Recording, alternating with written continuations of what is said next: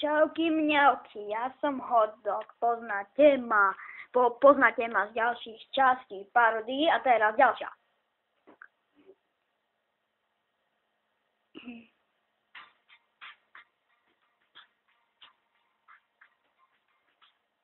Ja som posratý zadok, preto si myslím, že som pekná.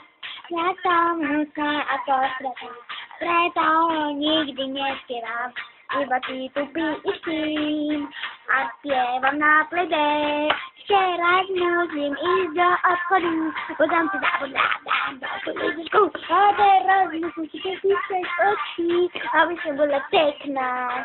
A teraz musím spievať na koncerte a potom budem hnusná a potom budem postrata. A budem hnusná a potom budem postrata.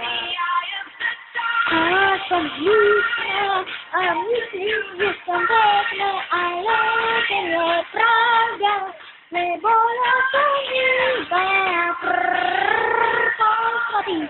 Ja som hnusná, vždy tu spievam, ale to nie je pravda, že som iba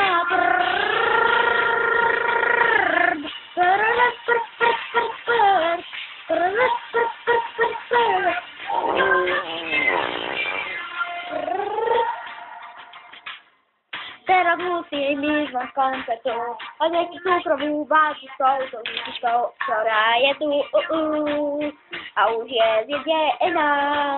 A teraz mám nové BM, USB, má Axel, Huawei, Nokia,